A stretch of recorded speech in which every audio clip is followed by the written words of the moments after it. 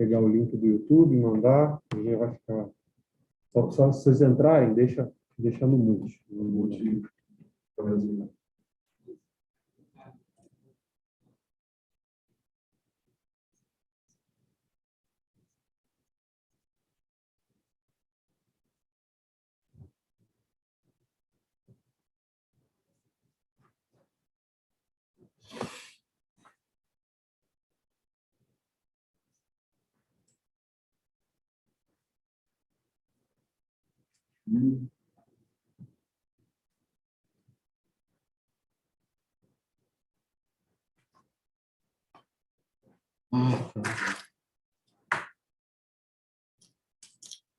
Ontem, Marcão, ontem apresentando coisas do YouTube.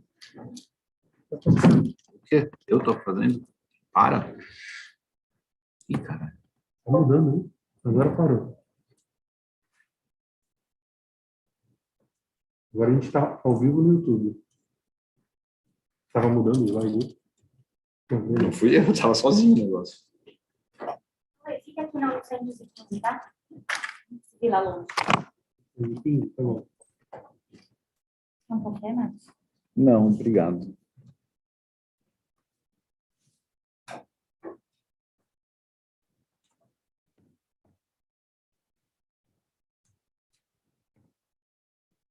Você tá me ouvindo ou eu tô no mudo? Tô te ouvindo. Beleza. Tá me ouvindo? Então, beleza.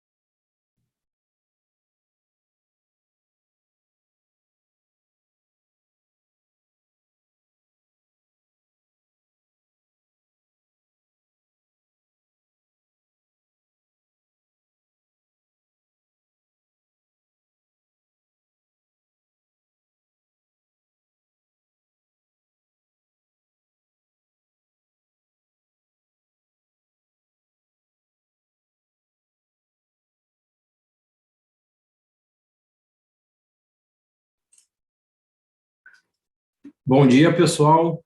Muito obrigado pela presença de todos. Vamos dar início a mais um webcast de resultados da construtora Tenda.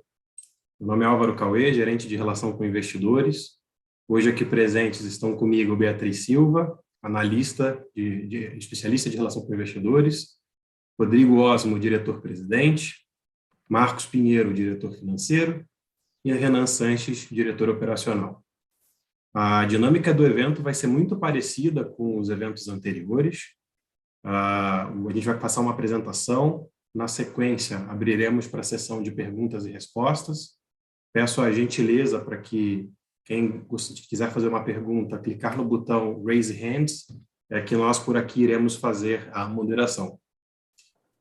No final do evento, vou passar para considerações finais do Renan, do Osmo e do Marcos, e nós aqui do time do RI vamos estar à disposição. Marcos, passo a palavra para dar início a mais um webcast de resultados. Obrigado, Cauê. Bom dia a todos. Vou compartilhar a apresentação aqui. Só um minutinho.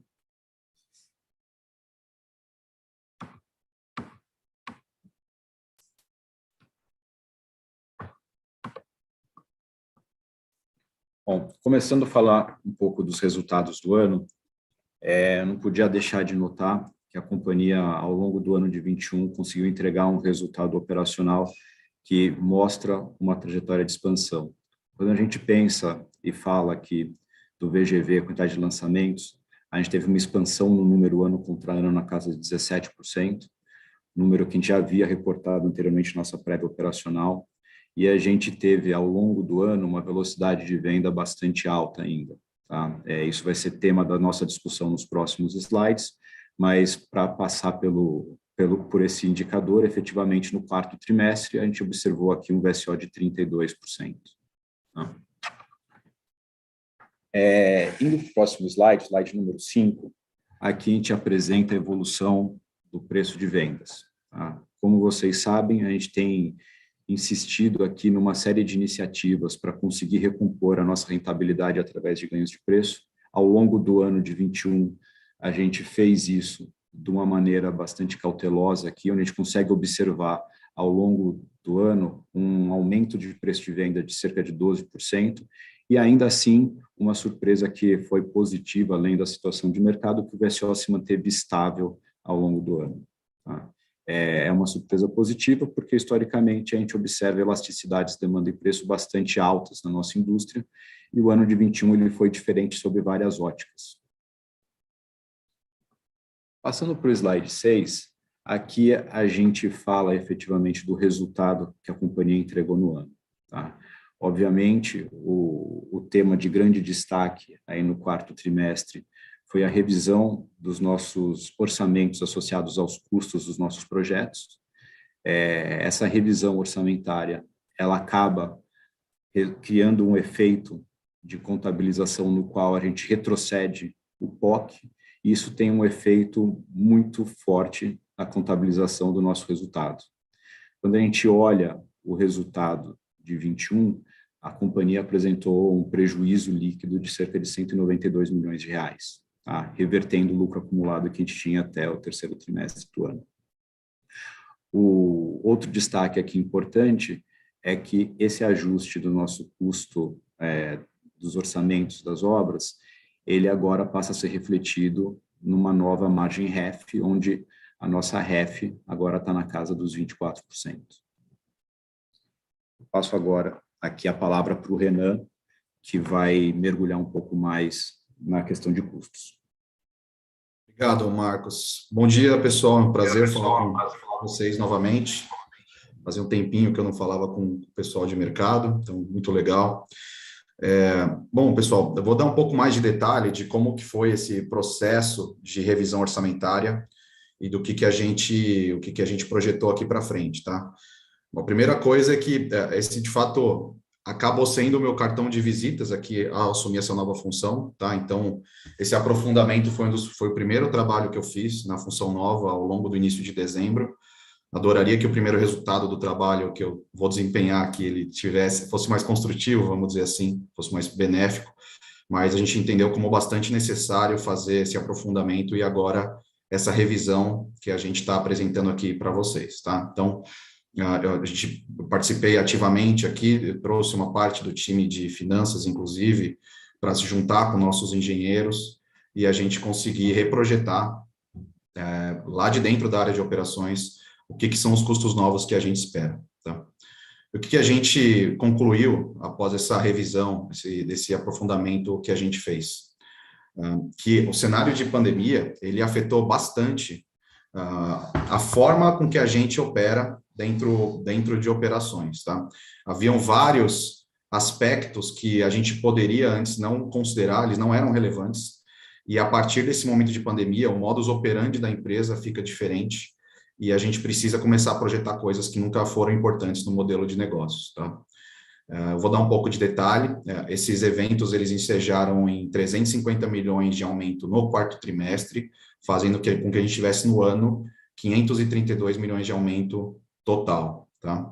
A gente separou aqui nas barrinhas azuis os ajustes do quarto trimestre, e aí o que a gente consegue notar aqui é que, de fato, nós tivemos novos aumentos, de fato, de custos de matérias-primas no trimestre, que representam 73 milhões de reais. Então, isso aqui é parte do que a gente já veio vivendo ao longo do ano, né? Ou seja, novos materiais ficaram mais caros, e aí, com isso, a gente tem essa revisão automática desses custos.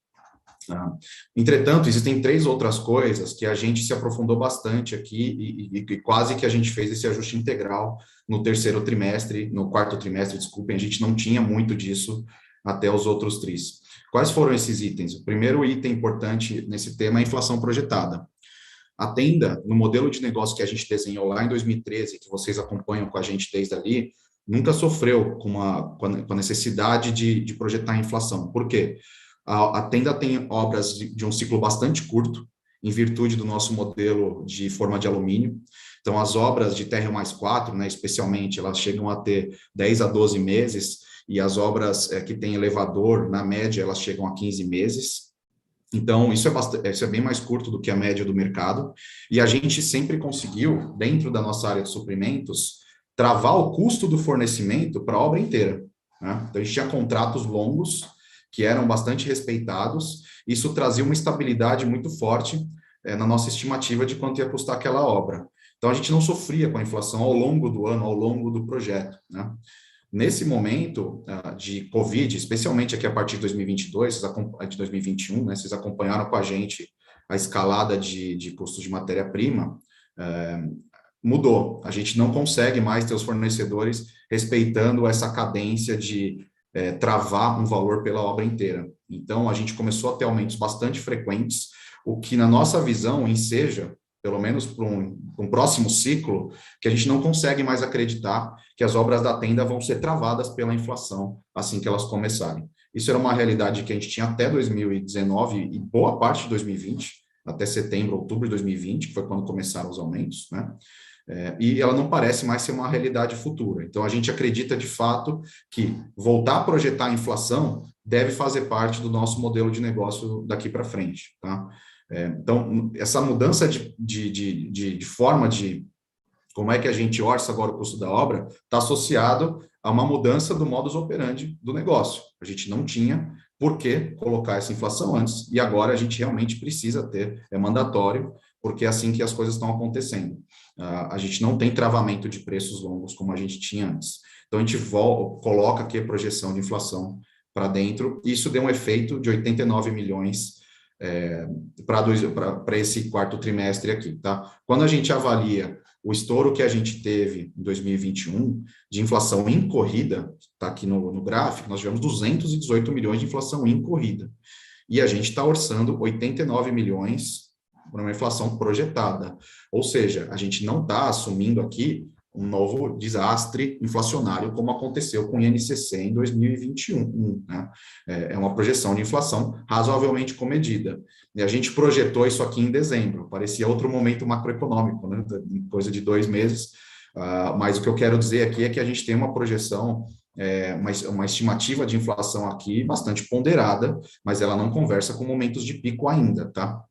Então, ela tem uma projeção resguardada aqui, mas ela não, se a gente tiver instabilidades macroeconômicas, é claro, vai ser difícil ela suportar. O segundo item que a gente notou com mais importância ao longo do ano é uma boa parte do nosso custo de obra que é orçado por verba. E aqui a gente fala especialmente de infraestrutura. A infraestrutura, em geral, é uma contratação que a gente faz do serviço completo. Então, nós trazemos o empreiteiro, na verdade, são dezenas de empreiteiros por obras para fazer a parte de infraestrutura, e a gente contrata com eles o serviço global, ou seja, a mão de obra, o maquinário, o material que eles usam, né? E na parte de torre, né, que é a nossa própria produção, que a gente faz os apartamentos, a gente compra cada coisinha, né? Nós compramos os pregos, nós compramos o concreto, compramos o aço, e eu pago a minha mão de obra. Por que esses dois itens são tão diferentes? Porque na torre, a gente consegue, no mês a mês, assim que o custo de aço muda, a gente atualiza toda a projeção do custo de aço das próximas obras. Mas a contratação de um serviço como a infra não tem como ter essa retroalimentação tão rápida no mês a mês, né, desse tema. Isso nunca foi importante, né? Isso é normal, é commodity, infra é commodity, né? Assim que se faz no mercado em geral. Isso nunca foi importante porque o preço de infra nunca variava de 3 em 3 meses, né? É algo comedido. Então, mesmo com uma inflação de 4%, 5% ao ano, você tinha uma ótima estabilidade de preço de infraestrutura. Portanto, se eu lancei um projeto hoje e daqui a 6 meses eu iria contratar, a gente não tinha nenhum motivo para acreditar que quando eu fosse contratar daqui a 6 meses, esse projeto ia ficar tão mais caro em infraestrutura. E agora ele ficou, né? Ao passo, em alguns casos, depende do tipo de serviço, dobrou o valor. Então, esse lag entre a gente cotar o serviço quando lança e, de fato, contratar o serviço quando a obra inicia, ele é um lag em que a gente não conseguiu acompanhar e atualizar essas orçamentações por verba. E a gente fez uma força-tarefa bastante importante ao longo de dezembro para conseguir avaliar quais são os custos novos daquelas obras, os custos de infra novos daquelas obras, né? E a gente também está ajustando o nosso processo orçamentário daqui para frente para quebrar essa contratação em verba por uma contratação que a gente quebra entre materiais e serviços. E aí a gente vai conseguir, dentro da parte de materiais, ter uma evolução bastante rápida se a gente tiver um novo pico inflacionário, espero que não, mas a gente vai estar mais preparado para capturar isso rapidamente e vai garantir que isso não vai aparecer ao longo da obra, o que é muito ruim. A gente prefere realmente sempre saber antes. Então, esse modelo de contratação de verba, ele fez com que a gente tivesse um lag maior do que a gente teve nos casos de torre, nos casos em que a gente contrata especificamente o material, tá? E a gente já fez esse ajuste de 85 milhões no trimestre, o que no ano afetou em 99 milhões nesse tema, tá? E um último tema que a gente notou, que é bastante premente, e aqui eu acho que ele é muito específico da operação da Tenda. A Tenda se preparou para ter um modelo de abordagem industrial muito forte, porque a gente vê vantagens bastante grandes de ter uma operação balanceada, e nesse modelo de abordagem industrial a gente conseguiu, ao longo de 7 anos seguidos, ganhar produtividade, e a gente tem elementos para continuar ganhando produtividade também daqui para frente. Entretanto, isso faz com que a gente tenha uma linha de produção, né, que exija continuidade, e quando você tem gargalos, os gargalos afetam bastante. Então, quando a gente foi olhar aqui com bastante critério o que vinha acontecendo dentro dos últimos meses, né, especialmente de julho, agosto para frente, a gente começou a notar um desbalanceamento da cadeia de suprimentos bastante grande na operação, que vinha afetando a estabilidade da operação. A gente não chegou a não receber um material de forma definitiva, mas o material que a gente esperava receber no segundo mês de obra podia vir no terceiro. Parece muito pequeno, mas quando você tem uma linha balanceada, isso não é pequeno, isso é muito relevante. E a gente tem mais hoje, né? A gente tem mais pessoas do que a gente tinha antes para operar nossas obras, os prazos de obras estão mais longos do que eles eram antes da pandemia, e a gente está refletindo que essa instabilidade que foi gerada a partir da pandemia, ela vai se replicar ao menos até a conclusão dessas obras que estão em andamento hoje, né? Então, esses 103 milhões que foram reportados aqui em dezembro de perda de produtividade, eles refletem uma volta gradual à produtividade, só que não nessas obras. Essas obras vão sofrer ainda com essa instabilidade que está gerada, os prazos de obras mais longos já estão praticamente definidos, todo o atraso de atividades que eu gerei, todo o retrabalho que eu gerei em função dessa problemática da cadeia de suprimentos já está definido, né? E é difícil você tirar todo esse atraso dentro de uma mesma obra, se você tirar também vai custar mais. Então, a gente está projetando aqui para frente sofrer um pouco mais com essa perda de produtividade, na expectativa de que nas novas safras a gente tenha isso já resolvido, tá? Então, foram os três temas principais que a gente ajustou aqui, né, da forma que a gente projeta para frente, e tudo isso, na nossa visão, conversa com um novo cenário, né? Quando a gente pega, na nossa visão, o custo que estava projetado em dezembro de 2019, dezembro de 2018, até dezembro de 2020, ele estava bastante correto com a realidade que a gente vivia naquele momento. Com a realidade que a gente tem hoje, no modelo de negócios, em que a inflação agora ela deve fazer parte da obra, e também que a gente vai ter vai manter uma perda de produtividade por mais certo tempo, a gente entende que faz muito sentido essa revisão que a gente está propondo agora para o mercado, tá? Por um lado, isso é um número bastante alto, ele é grande, ele é impactante, ele machuca o PNL, o Marcos já mostrou aqui atrás. Por outro lado, a gente acredita que essa é, de longe, a melhor estimativa que a gente tem para rodar com estabilidade daqui para frente. E aí tem um grande C, né? Se a gente mantiver uma inflação controlada de INCC em 2022. Não estou falando da Tenda, estou falando do Brasil, né? E aí, Marcos, isso, obrigado. Qual que foi o grande impacto disso, né? A gente reconstrói aqui do lado esquerdo o que foi a margem REF que a gente apresentou no terceiro TRI para vocês, e o que seria aquela margem REF hoje só em função desses aumentos. Ou seja, não estamos colocando venda nova aqui para dentro, nada. Pegamos aquela base do terceiro trimestre, colocamos a revisão de custos para dentro e fizemos aqui o deparo para vocês. Ou seja, a margem REF que a gente apresentou no terceiro TRI de 32,1 e que a gente quebrava aqui, né, nas vendas que a gente tinha feito no terceiro TRI, já estavam vendas razoavelmente mais saudáveis, né, para uma nova safra, estavam em 34,8. Ao revisar esses custos para as premissas que a gente mencionou ali para vocês, essas mesmas vendas do terceiro TRI passam para 26% de margem bruta, margem REF, né, margem futura a apropriar. Então, é uma revisão que tem efeito, inclusive, para frente. Isso é muito importante da gente entender. O grande efeito dessa revisão não é exatamente 2021, o caixa de 2021, é tudo que ainda vai acontecer para 2022, e a gente acredita que agora a gente tem uma margem REF que reflete com bastante realidade o que esses projetos vão passar daqui para frente. E quando a gente traz esse cenário aqui para o quarto trimestre, né, agora com a margem REF atualizada do fechamento do quarto TRI, a gente fechou o quarto TRI com uma margem REF de 24,6%, e aí, quando a gente quebra, a gente já nota que as vendas do quarto TRI estão mais saudáveis, ainda não estão saudáveis o suficiente, a gente sabe disso, o Rodrigo vai falar um pouquinho disso, mas elas já estão um pouco mais saudáveis, inclusive mais saudáveis do que o que a gente apresentou no terceiro TRI, tá? Então, a gente já cresceu mais um ponto percentual nessa busca por a gente voltar a ter uma rentabilidade adequada. É isso, Rodrigo, se puder continuar aqui, agradeço. Obrigado, Renan. Bom, agora, como a gente falou no Tenda Day, a gente acredita que a margem ótima de operação da companhia, a margem bruta ótima, é de 32% a 34%. Então, como a gente fechou o ano com uma margem REF de 27% nas vendas novas, a distância da margem REF para a margem de DRE é de cerca de 6 pontos percentuais. A gente sairia de 27 para 21, a gente precisa buscar 11 pontos percentuais de margem bruta para voltar a operar no intervalo que maximiza o valor para a companhia. A gente acredita que existam 3 alavancas importantes para a gente buscar essa diferença. Vamos lá para a primeira, por favor, Marcos.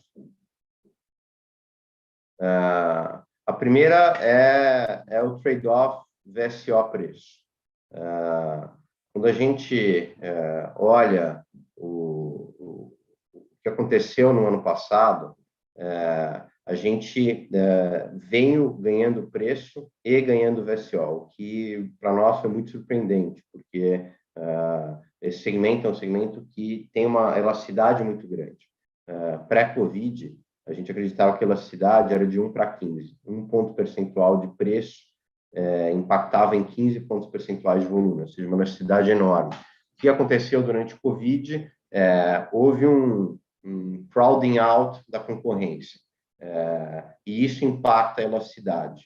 E isso fez com que a elasticidade efetiva, ao longo de 2021, fosse negativa. Ou seja, a gente ganhou preço, de uma certa forma, ganhamos volume também. E isso não estava no nosso radar. Isso foi uma ótima notícia, porque isso cria uma gordura importante para a gente queimar agora.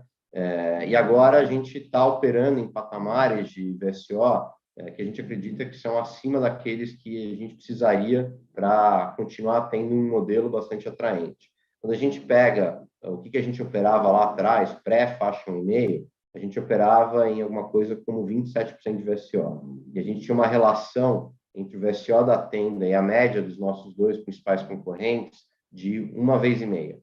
Hoje a gente está com 32% de VSO, uma relação de 2,1 vezes. Ou seja, a gente foi ganhando distância dos nossos concorrentes e ganhando VSO.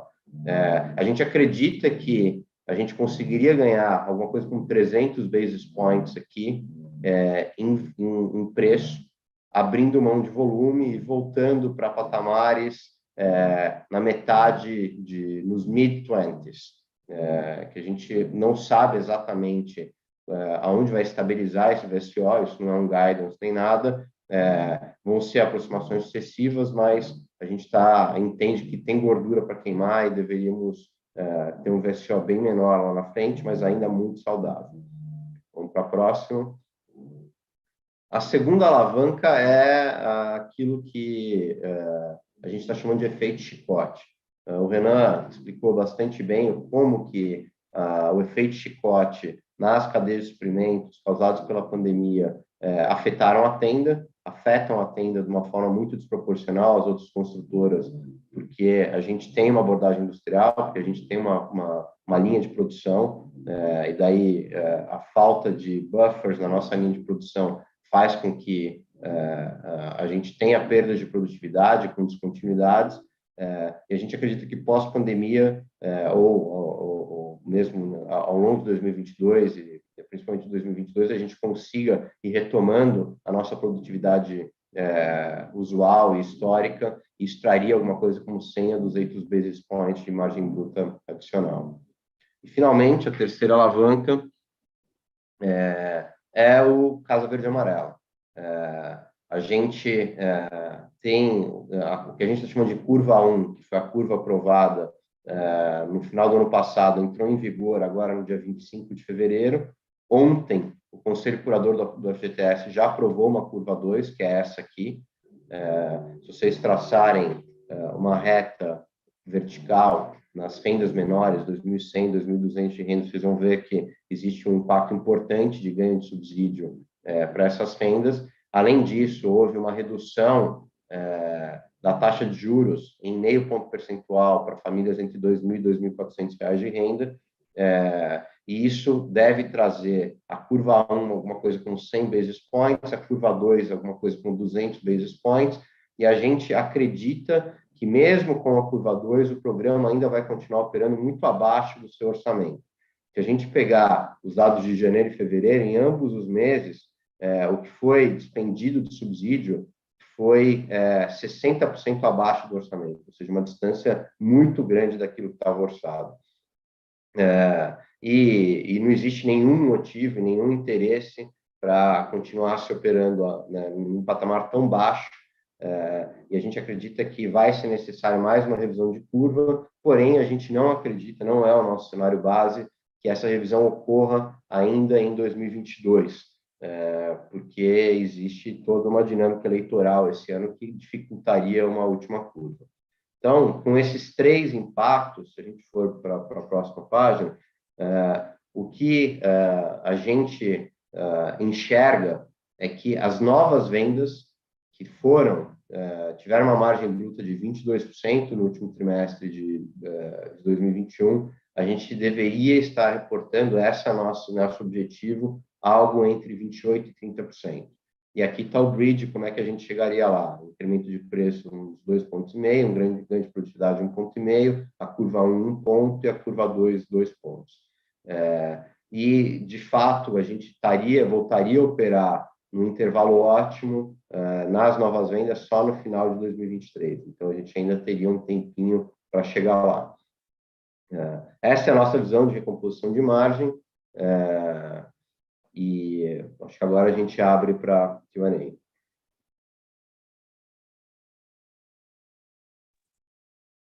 Legal, Rodrigo, obrigado. Vamos iniciar o Q&A. A primeira pergunta do Gustavo Cambaúva, do BTG. Gustavo, você já pode realizar sua pergunta. Oi, pessoal. Bom dia. Eu queria fazer aqui duas perguntas em relação a essa questão do orçamento, né, de obra que vocês fizeram a revisão, né? Assim, a primeira é mais para entender um pouco, vamos dizer assim, qual o nível de conforto aí que vocês têm de que eventualmente não vai ter mais estouro de obra, né? Uma vez que, assim, o Renan explicou bem ali a dinâmica ali dos itens que vocês revisaram e tudo, mas eu queria entender um pouco assim, se teve de fato alguma gordura maior já sendo colocada ali, porque se a gente for olhar já o primeiro tri agora, a inflação, né, nas últimas semanas já está de alguma maneira, as expectativas já são bem piores do que elas eram no final do quarto tri, né, com combustível, commodity, etc. Então, eu queria saber se de alguma maneira, vamos dizer, tem risco aí de fazer um outro ajuste no primeiro tri de 22 agora, ou se vamos dizer assim, vocês já esse nível assim de vamos dizer, de inflação projetada que vocês colocaram já precifica isso tudo. E aí a minha segunda pergunta é ainda nessa linha, mas é mais para entender um pouco o que se de fato teve algo assim que vocês identificaram, além do que vocês comentaram que pareceu uma falha, vamos dizer, no sentido de orçar itens menos relevantes, né, nas obras, mas se também teve alguma mudança do ponto de vista de controles internos mesmo no orçamento e na execução, né, das obras, porque, pelo que eu entendi, boa parte do estouro que também foi bucado no quarto tri foi de inflação em corrida que eventualmente poderia ter sido bucado no segundo ou no terceiro, quando vocês também fizeram revisão de obra. Então, eu queria entender se teve alguma mudança aí de sistema, de processo, que de alguma maneira evita que esses desvios aí voltem a ser identificados no futuro também. Obrigado. Legal, Camba. Obrigado pelas perguntas aí. Bom, primeiro em relação ao orçamento, tirando de lado a instabilidade global, tá, de cadeia de suprimentos, que, de novo, é um fantasma, mas o nosso nível de conforto com essa revisão ele é bastante grande, tá? E até os grandes números, eles conversam bastante, se a gente fizer 2 ou 3 contas que para a gente faz muito sentido vocês acompanharem para as empresas. A Tenda, ela fechou 2020 com um a gastar de obra de 1.200 bi, está na DF isso. E a gente lançou ao longo do ano 3 bilhões e 100. Na média, o custo de obra para a gente ele é 50% do custo, um pouquinho mais, 50% do VGV. Então, a gente está falando aqui de uma base que eu tinha de 1 bilhão e 200 de a gastar, mais 1 bi 500, 1 bi 600 de novas obras que eu lancei ao longo do ano, certo? Então, a gente está falando aqui de algo como 2 bi 800 de base de custo, né? E a gente estourou em cima dela 532 milhões. Nesse 532 milhões, tem 89 que é uma inflação projetada, né? Não é uma inflação em corrida.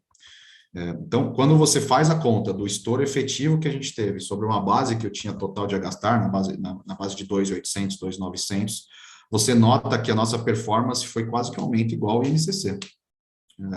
E a Tenda tem um componente interessante que a gente tem muito mais materiais do que mão de obra, né? O INCC, ele tem 50% de mão de obra, a Tenda tem 25% de mão de obra e 75% de materiais. E o que mais pegou o ano passado foi material, né?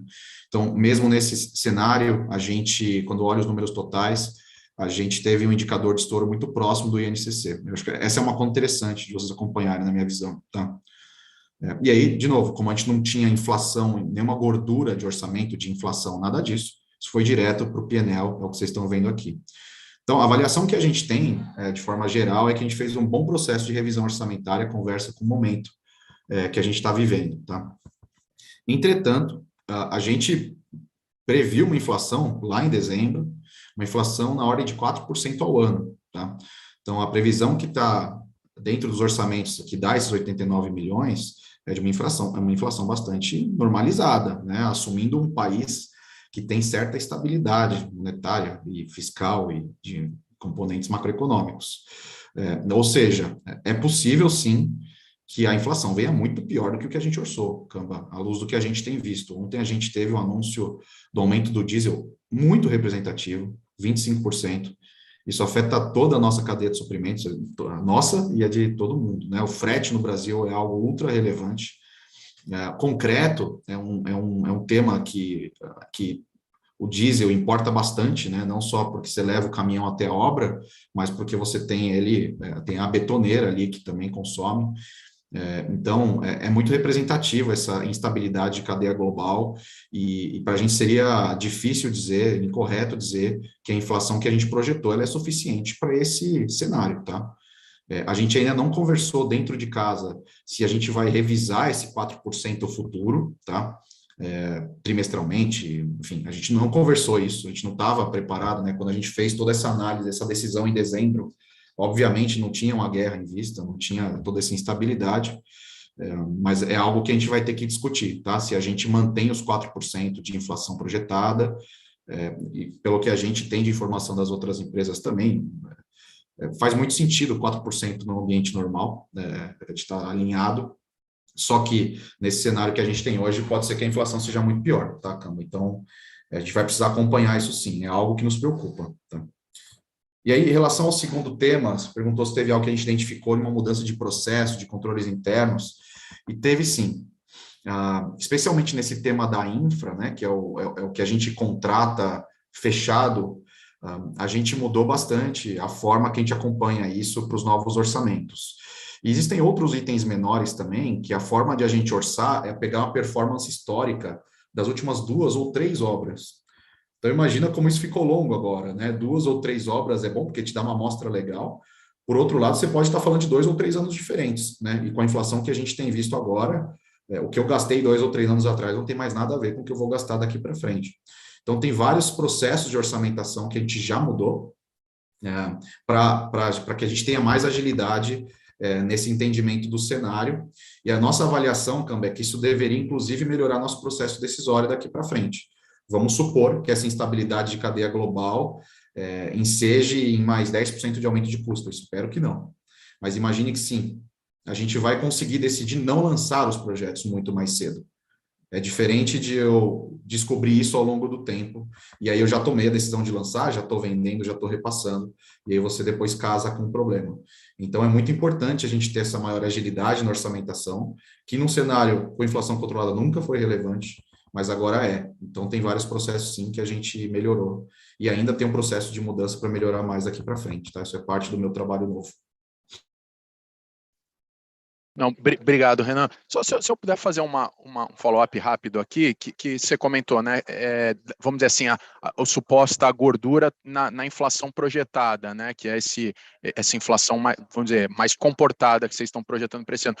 Uma dúvida que eu tenho é que naquele item, vamos dizer, perda de produtividade da pandemia, eu tinha entendido que ali também, em tese, teria alguma gordura, uma vez você está imaginando que você vai continuar com, vamos dizer, quebra de cadeia, né, como teve em 2021. E pelo que eu entendo, isso já não está mais acontecendo, então, já está, de alguma maneira, normalizando, né? Então, aí teria, vamos dizer assim, alguma gordura a mais ou não, assim? Na prática, é o que está acontecendo hoje na ponta, seja do ponto de vista de material ou de prazo, de tudo. É o que tem acontecido hoje, tá? O que a gente tem aqui é o reflexo do que já aconteceu, tá? Então, as obras já estão mais longas, a gente já desbalanceou a cadeia produtiva, então, se eu ia pintar 4 apartamentos naquele prédio, naquele dia, eu já não vou mais, já está completamente desestruturado e a gente está realinhando isso. Então, isso aqui é o reflexo do que já aconteceu, tá? Se piorar mais, vai ter outros impactos. Não, mas o que a gente previu aqui é que, ao final dessas obras, a gente praticamente zera essa ineficiência da cadeia. Eu não considero que exista gordura. Eu acho difícil que a gente desempenhe melhor do que o que a gente está dizendo aqui, que é terminar essas obras do melhor jeito possível e começar novas obras já mais organizado. Tá? Não, tá ótimo, pessoal. Obrigado aí. Bom dia para todos. Valeu, cara. Nossa próxima pergunta vem do Pedro Panuzio, do Credit Suisse. Pedro, você pode prosseguir com sua pergunta. Oi, pessoal. Bom dia a todos e obrigado pela apresentação e pelas perguntas. Acho que ele voltou. Pedro, você estava no mudo. Opa, desculpa, pessoal, estão me ouvindo? Sim. Oi, pessoal, sim. bom dia. Obrigado pela apresentação e pela pergunta. Do meu lado, até pegando um gancho na pergunta passada em relação ao orçamento, eu entendi, acho que ficou bem claro o processo de revisão. O que eu queria entender, assim, vocês ainda ressaltaram nesse resultado o que seria a margem ótima da companhia, mas eu imagino que, assim, nesse processo de revisão de orçamento, vocês já estão considerando, então, um processo mais, um prazo de obra mais longo e também incluindo essa gordura. Nesse sentido, olhando para as obras, assim, as obras futuras e também para os novos projetos, eu queria entender se teve alguma mudança de parâmetro de viabilidade dos projetos.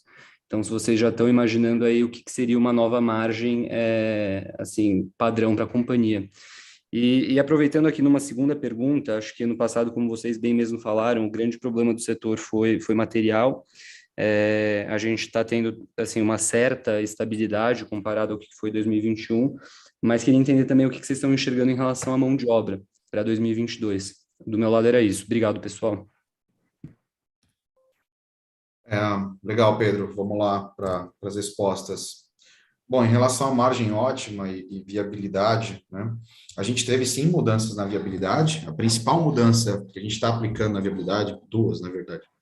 Uma é o seguro estrutural da Caixa, né, que ainda está em discussão, mas a inércia ainda joga a favor da existência dele, né? Então a gente está considerando isso. E a segunda coisa é que a gente colocou a inflação ao longo da execução da obra. O bom aqui, Pedro, é que a nossa viabilidade para a gente comprar terrenos, lançar terrenos, ela já previa inflação da compra até o início da obra, normal. E também previa eventuais, né? O que ela não previa é que uma vez que você inicia a obra, você continua com inflação. Então, esse ajuste a gente já fez na viabilidade também. Por outro lado, as viabilidades elas estão com preços hoje muito maiores, né? Preços de venda maiores do que o histórico da tenda. O Rodrigo demonstrou o crescimento de preço da companhia ao longo do ano passado, essa trajetória continua bastante positiva esse ano, e a gente fez esse ajuste também, tá? Então, do que a gente tem visto hoje, a gente não espera uma interrupção nas compras de terreno, nem nada disso, tá? Isso tem ido bem. E o processo de orçamentação de obra, ele também está mais ágil para as viabilidades. Então, um exemplo que eu dei, né, itens que a gente pegava as últimas 3 obras contratadas, as últimas 3 obras entregues, a gente está trazendo isso para algo muito mais recente.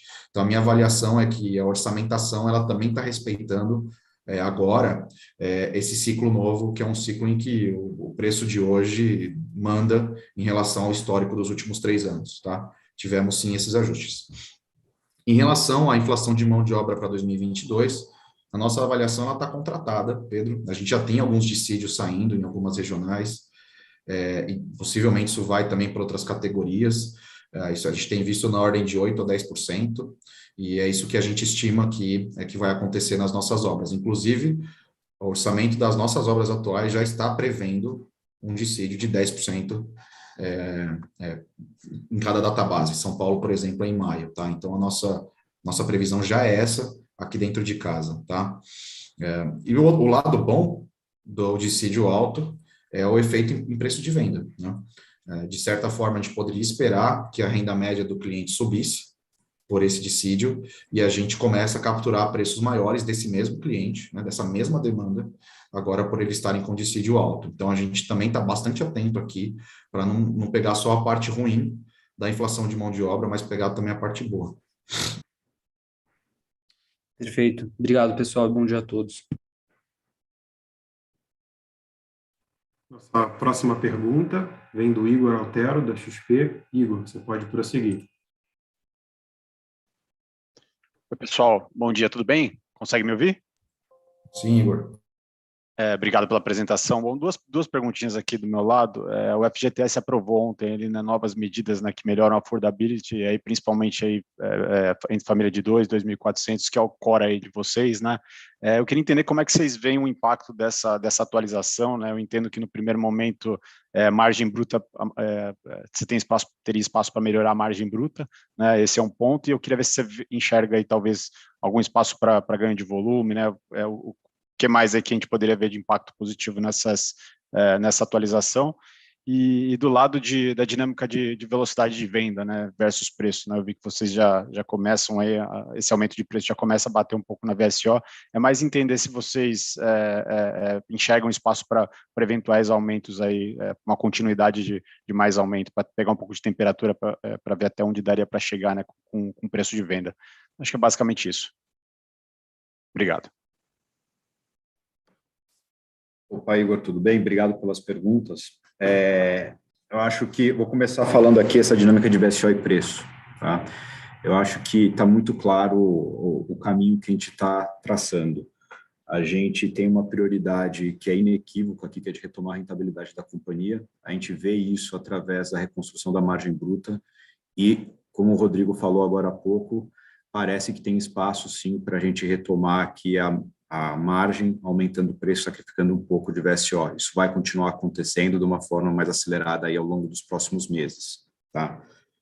Com relação ao impacto da curva do FGTS, acho que anteriormente a gente também já tinha mencionado.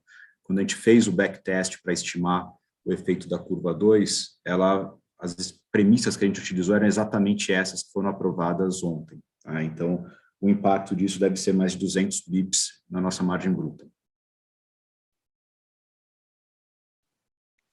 Tá ótimo. Obrigado, pessoal.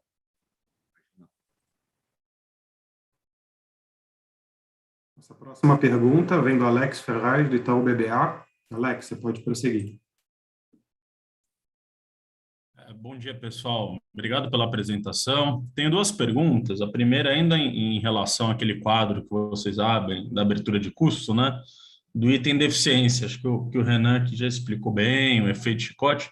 Mas queria entender também se dentro dessa perda de eficiência vocês acham que tem algo ligado também ao crescimento que a companhia teve nos últimos 2 anos. Foi mais forte também, né? Mudaram até, não foi nem específico nos últimos 2 anos, mas até tipologia, para tudo. Tudo queria entender se vocês acham também que o crescimento, expansão regional também teve uma parcela ou foi mais efeito simplesmente da cadeia de suprimento aqui, que levou a essa perda de eficiência. E a segunda pergunta é mais entender um pouco, né, quando a gente olha a margem backlog aqui, até dos projetos do quarto TRI em 26, que vocês mesmos falam que ainda precisaria de espaço para melhor, qual que é a cabeça em termos de tamanho, né? Esse ano, um pouco o lançamento, porque o subsídio ainda deve demorar um pouco, né, para aparecer, então eu queria pegar um pouco a percepção de que vocês têm visto o tamanho de operação, principalmente nesse começo do ano aqui. Obrigado. Legal, Alex. Obrigado pela pergunta. Eu vou responder a primeira aqui. Alex, a nossa avaliação, o que dá mais trabalho para a tenda quando a gente cresce, é quando a gente muda a tipologia, tá? Então, quando a gente vai para outras regionais, o efeito não é tão grande, porque a gente está replicando o mesmo tipo de obra. Em geral, a gente leva as pessoas que estão em regionais já nossas para iniciar essa regional nova, e a gente consegue, dentro de 1 ano, 2 anos, estabilizar. E também, em geral, as regionais novas são muito pequenas, né? Então, elas têm um efeito super pequeno no agastar, na margem bruta consolidada. O que a gente viu que, de fato, afetou ao longo desses últimos 2 anos? A gente incluiu tipologias verticalizadas, bastante tipologias verticalizadas em São Paulo e na Bahia. E a gente não ganhou, a gente não foi para uma normalidade que a gente esperava. O primeiro e o segundo ano de uma tipologia nunca é bom, assim como numa nova regional também nunca é bom. Só que a gente não viu essa curva melhorar, né, em função de toda essa situação de pandemia. Ou seja, o que eu diria é que agora a gente misturou a questão das tipologias novas, que deveriam ter uma curva de estabilização ao longo desses 2 anos, que foi impossível em função de todo esse momento que a gente viveu. Então, eu não acredito de nenhuma forma que a causa principal desse efeito chicote foi o crescimento, só que a gente não conseguiu estabilizar esse crescimento que a gente fez em função da pandemia. Então, a gente tem um desafio, inclusive agora para frente, de voltar ao nosso plano de estabilizar as tipologias novas que a gente incluiu aqui, que são as tipologias verticalizadas. A gente tem um roadmap bastante claro para isso, né, de como é que a gente chega lá. Tem times que a gente, inclusive, redistribuiu aqui dentro de casa. Essa foi uma das coisas que a gente fez cedo aqui também, desde de dezembro, janeiro. E eu acredito que a gente vai, sim, estabilizar essas tipologias que a gente nunca conseguiu estabilizar, porque elas casaram com o início da pandemia, tá? Mas eu não acho que elas foram a causa raiz, tá, Alex? Alex, bom dia. Eu vou pegar aqui a segunda parte da sua pergunta. Eu acho que o tema tamanho da companhia é super relevante.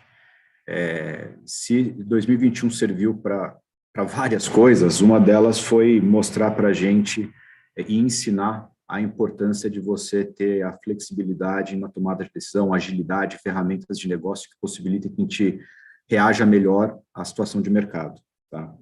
Toda essa volta para dizer que é o seguinte: o tamanho da companhia, se eu for falar ele, defini-lo por número de lançamento, volume de lançamento, ele é uma função da minha capacidade de rentabilizar esses projetos. Tá? Então, assim, mais uma vez, o nosso objetivo aqui é reconstruir a rentabilidade da companhia. A gente vai ser mais seletivo com relação aos lançamentos, a gente vai ser mais duro na questão de precificação. Isso, invariavelmente, é aliado ao que o Renan falou anteriormente, da gente estabilizar e retomar a eficiência operacional histórica que a gente tem aqui dentro, traz um cenário onde 2022 deve ser um ano de arrumação. Tá? É um ano que vai possibilitar que a gente tenha um futuro brilhante, mas é um ano que muita lição de casa tem que ser feita. É um ano onde a reconstrução da margem é a prioridade da companhia. Tá? Então, não espere um volume de crescimento, se eu for medi-lo em lançamentos grandes. Pelo contrário, tá? A gente aprendeu com o passado e a seletividade do lançamento é algo que está, acho que já, como que eu posso falar, absorvido no nosso mindset de tomada de decisão. Claro, pessoal, obrigado. Obrigado, Alex. A próxima pergunta vem do Marcelo Mota. Mota, você pode seguir, por favor. Bom dia, gente. Duas perguntas também. Primeiro, sobre a questão de alavancagem, né? Enfim, a empresa gerou caixa operacional, apesar de tudo que aconteceu com as revisões de custo, mas é uma margem mais apertada, né? Enfim, quando a gente olha, enfim, vocês voltando ali para aquele guidance, né? Para a estimativa de menos 10 a 10, parece um caminho bastante longo aí para acontecer. Então, não sei como é que vocês estão pensando nesse guidance, tem alguma outra medida para, de repente, tentar voltar para esse patamar aí entre menos 10 e 10 de dívida líquida sobre patrimônio.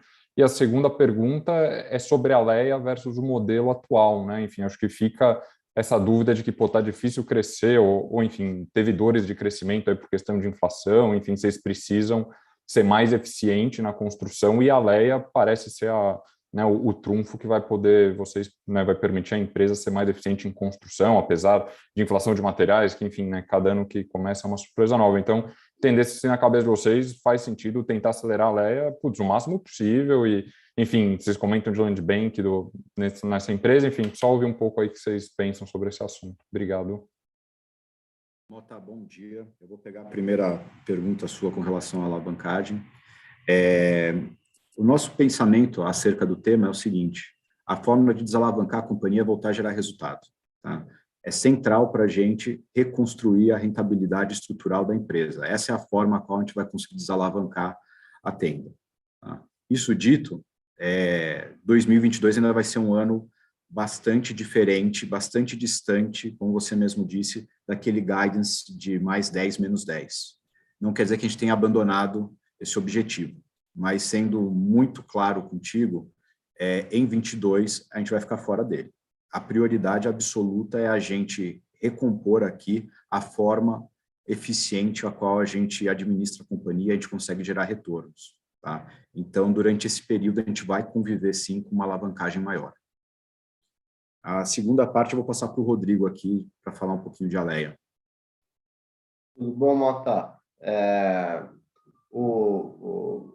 Alea, ela não vai mais rápido ou mais devagar, porque a gente está pisando no breque no acelerador. A gente está com os dois pés no acelerador em Alea. A gente quer crescer ela o mais rápido possível, porque a gente entende que ela precisa chegar nas 10 mil unidades lá em 2026 para ela estar operando numa escala ótima.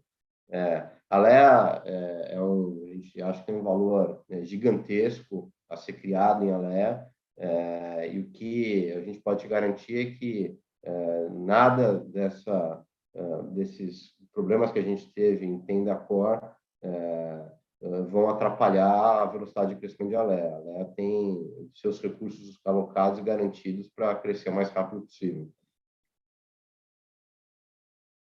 Perfeito, obrigado. A próxima pergunta é da Thaís Alonso, do Citibank. Thaís, você já pode prosseguir. Oi, bom dia, gente, tudo bem? Eu queria que você explicasse um pouquinho melhor a linha do gráfico que vocês mostraram da produtividade. Quando a gente olha a produtividade relacionada à Covid no quarto tri, ela é mais que 4 vezes maior do que a perda nos 9 meses. E a gente não teve parada no quarto trimestre, né? A gente teve uma parada grande no primeiro trimestre. E também que vocês falassem um pouquinho sobre o custo de capital, que a última captação de vocês veio bem acima do custo das demais. Como que foi essa operação? Foi cessão de crédito? Qual foi o desconto? Vocês poderiam explicar a dinâmica, por favor? Legal, Thaís, obrigado pelas perguntas. Vou pegar a primeira aqui.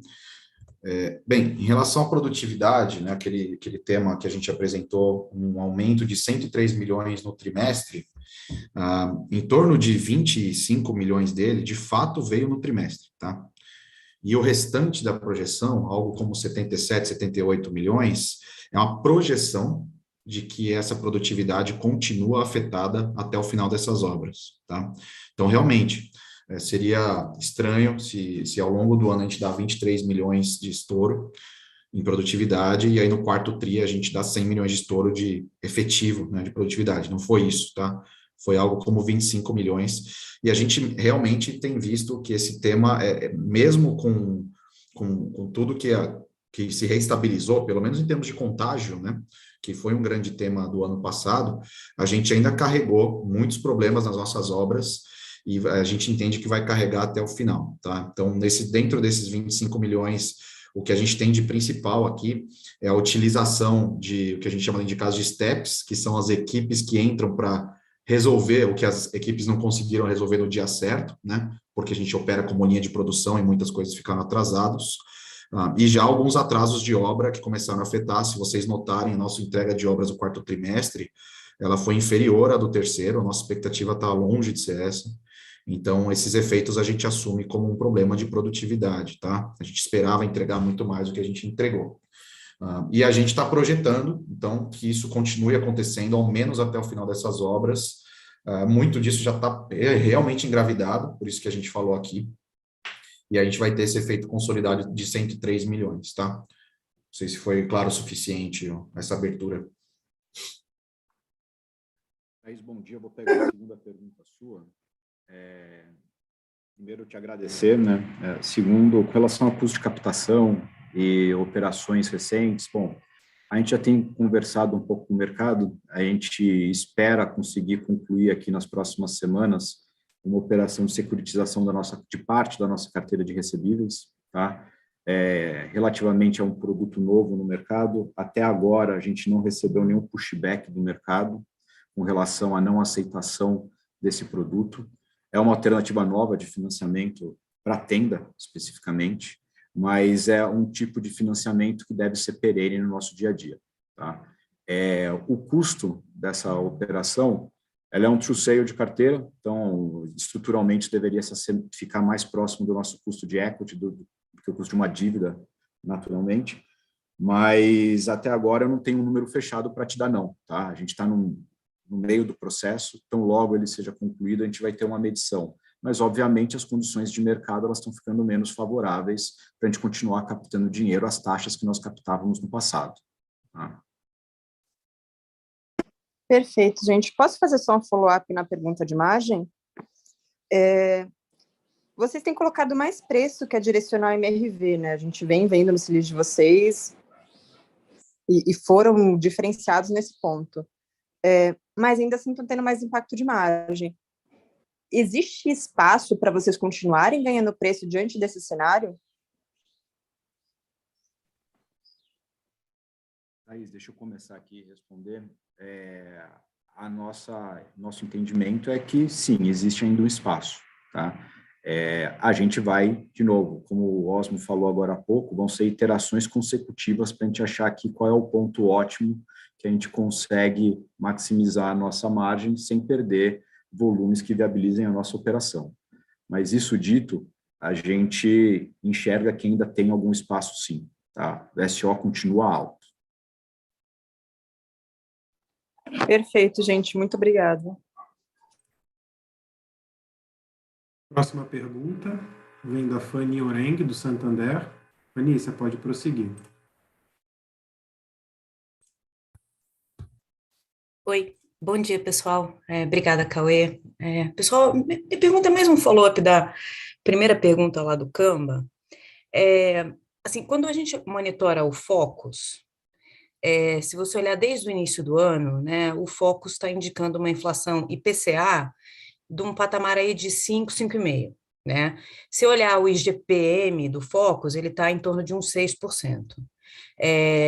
Eu acho que eu entendo que a revisão orçamentária já tinha sido feita, possivelmente, né? Não foi uma coisa que vocês fizeram ontem, mas assim, me parece de novo que vocês estão sendo menos conservadores do que vocês deveriam, assim, porque a gente continua vendo pressões inflacionárias fortes na frente, e assim, quando eu faço uma conta, não sei nem se está certo fazer isso, mas eu chego que vocês estão colocando, sei lá, em torno de 3% de inflação, se você pegar nos 2.800, né, esses 80 e poucos milhões, dá em torno de uns 3%, sendo que o mercado está falando que a inflação vai ser 5,5%. Não faria sentido já lançar esse 5,5% e já tentar limpar potencial, né, estouro de obra, porque acho que o investidor não aguenta mais ver esse tipo de estouro de obra na tenda, né? Então, não seria melhor pecar por excesso? Posso pegar aqui. Tudo bom, Fanny?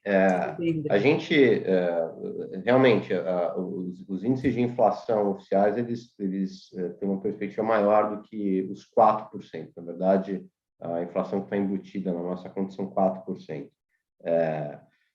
Mas por que isso? Porque a gente tenta fazer uma projeção inflacionária em cima da nossa cesta de custos. E a nossa cesta de custos, ela tem um componente de mão de obra muito menor do que de materiais. Mão de obra representa alguma coisa com 25% da cesta, em materiais 75%. Grande parte da inflação projetada, ela está em mão de obra, não em materiais, porque a gente assumiu no final do ano passado que a gente estava operando em patamares de materiais muito elevados, em função de descontinuidade de cadeia de suprimentos e de choques de demanda oriundos do Covid, e que isso deveria se normalizar ao longo de 2022. A gente não tem nenhum problema de rever esses números daqui para frente. Só que acho que tem uma questão importante na tua pergunta, que é por que vocês não põem a gordura maior e param de reportar esse negócio? O investidor, você usou uma frase, o investidor não aguenta mais ver estouro de custo na tenda. A gente entende que é importante que as nossas projeções de custo elas reflitam a melhor informação disponível e não uma margem de segurança para a gente ter uma contabilidade sem volatilidade. A gente acha que isso passa a informação correta para o investidor e traz a disciplina necessária para a gente rapidamente identificar. Demoramos para identificar, não acho que a gente identificou rápido ao longo de 2021, mas a tese é que se a gente tiver a melhor informação disponível, sem nenhuma margem, nenhuma gordura, nenhuma margem de segurança autoimposta, a gente vai ter uma maior disciplina para resolver os nossos problemas rapidamente. Então, a gente não acredita em criar provisões para smooth o resultado. A gente não acha que seria correto. Eu entendo, Rodrigo. Com o advento da guerra, né? Acho que preço de alumínio na Lua, né? Preço de energia na Lua, é difícil a gente imaginar que você não vai ter mais pressão de commodities. Tomara que não. Tomara que não aconteça, que a guerra acabe logo, mas é uma preocupação que eu tenho, mas entendi o racional. Tá bom, muito obrigada. Só para complementar, assim, o 3% que você calculou, Fanny, em base do 2.800, aqui, nesse caso, a gente está falando de 89 milhões para uma base do que eu tenho a gastar hoje, tá? Então, o que eu tenho a gastar hoje, na ordem de um bi 200, um bi 300, aí já dá para ver que é algo maior. Mas só para relembrar também, né, a gente definiu esses percentuais, não foi essa semana o balanço estava fechado, né? E, aliás, ele está fechado há mais de um mês. A gente definiu isso pré-guerra, a gente definiu isso em dezembro, janeiro, né? Então, agora, é claro, os 4% parecem bem pouco com o cenário atual, mas a gente não fechou os números agora, né? Então, realmente está difícil de a gente fazer uma projeção estável no Brasil, ainda mais quando você tem um evento como esse completamente ingerenciável, tá? Isso não foi uma decisão dessa semana, colocar 4%, tá? Foi uma decisão de Não, dezembro. sim. Não, imagino. Tá ótimo. Maravilha, pessoal. Muito obrigada, viu?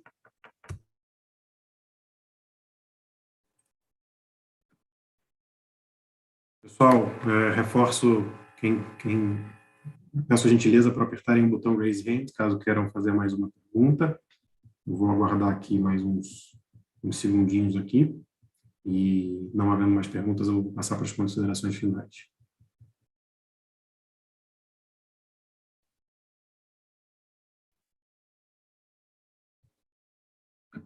Bom, passar a palavra para o Renan.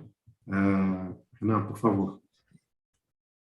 Bom, pessoal, queria aproveitar para falar a última vez aqui com vocês nesse fechamento de call. Eu queria agradecer todo o tempo que eu tive com vocês aqui, o pessoal do mercado, todos os stakeholders que a gente tem aqui acompanhando, sell side, buy side, que eu tive nessa jornada como DRI, CFO. Foi uma jornada, para mim, de muito aprendizado, muito gostosa. E eu queria agradecer também a paciência de vocês aqui, de uma pessoa nova que veio aprendendo e veio tentando fazer o melhor possível. E aí, por um lado, assim, a gente tem um momento da minha transição, ele está muito diferente do que a gente imaginou, né? Eu vinha conversando com o Rodrigo já há um bom tempo para a gente encadear uma transição para General Management, e a gente oficializou essa mudança para COO em torno de maio, junho do ano passado, né? Então, quando a gente definiu que a gente faria essa transição no fim do ano, nem de longe a gente tinha perspectiva do tamanho que esse negócio ia tomar, né? Em sucessivos aumentos de aço e de todas as outras matérias-primas ao longo do ano. Então, não era o plano original que isso tudo acontecesse nesse cenário. Isso é uma pena, né? Eu adoraria deixar uma área em um momento mais tranquilo aqui do que a gente está deixando, mas, de fato, todo o planejamento inicial não contava com essa volatilidade que a gente viveu. Mas, por outro lado, a parte bastante boa da minha transição, essa minha avaliação, é que eu tenho a possibilidade de ajudar muito do lado que eu vou agora, que é o lado de negócios, operações, tocando aqui o core business da empresa ao lado do time que a gente tem, com uma equipe incrível. E eu fico feliz de estar assumindo um desafio tão grande, tanto da cadeira quanto do momento. Eu gosto de desafios grandes, de coisas bem desafiadoras. Então, eu fico feliz de poder ajudar, de poder ser a pessoa que vai ajudar a fechar aqui a operação e passar por esse momento que a gente está vivendo, que está gerando falta de eficiência, toda essa instabilidade de custos. Então, esse é o lado bom da mudança nesse momento, né? Uma cadeira que não existia, na minha avaliação, é ultra relevante na tenda, e eu fico feliz de poder estar ocupando esse lugar e ajudar nesse momento aqui. E o meu grande alento, de verdade, em finanças, é o meu sucessor. De fato, a entrada do Marcos, a gente está com 5 meses de convivência, e cada dia que passa eu tenho mais certeza de que a gente está deixando finanças em ótimas mãos. O Marcos é um cara muito sênior, com uma experiência grande, e o mais importante para mim, alinhado à cultura da tenda, tá?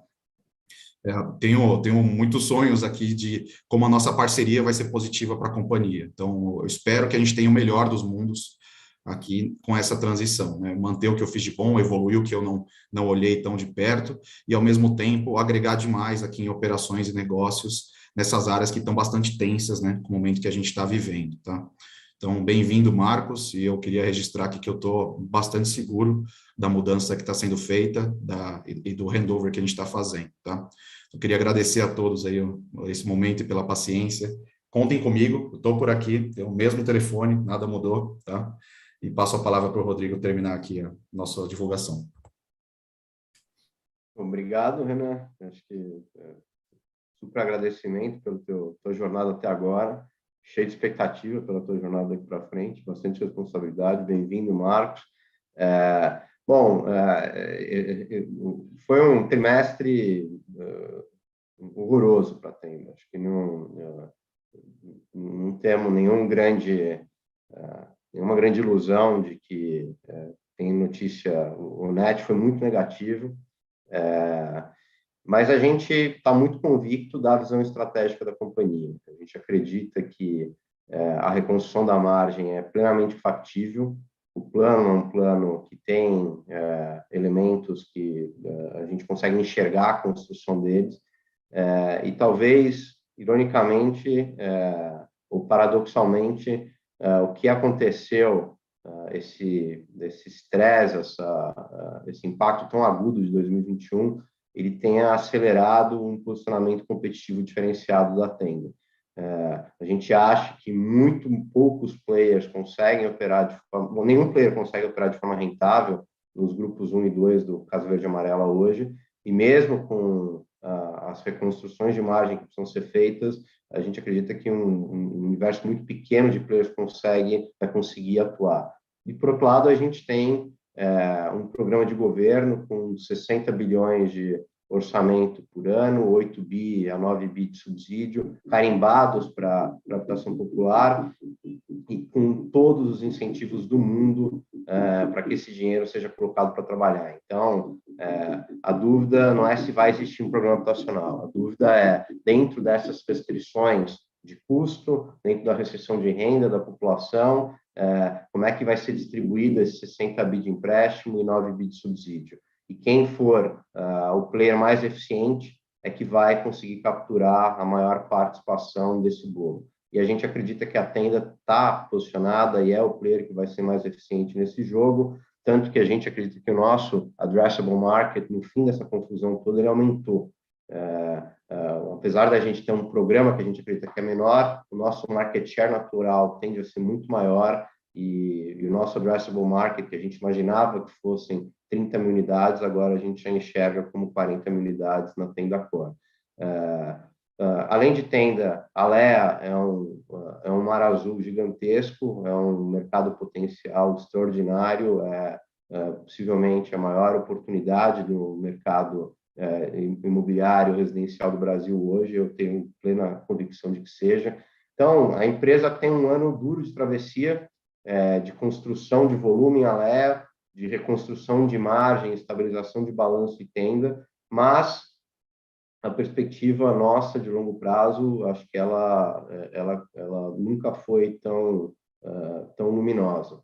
Então, acho que a gente não tem o benefício da dúvida depois do que aconteceu no quarto trimestre, a gente não tem nenhuma ilusão com relação a isso, mas a gente quer mostrar, através de um ótimo trabalho ao longo desse ano, que a empresa tem um valor a ser gerado enorme para os nossos acionistas.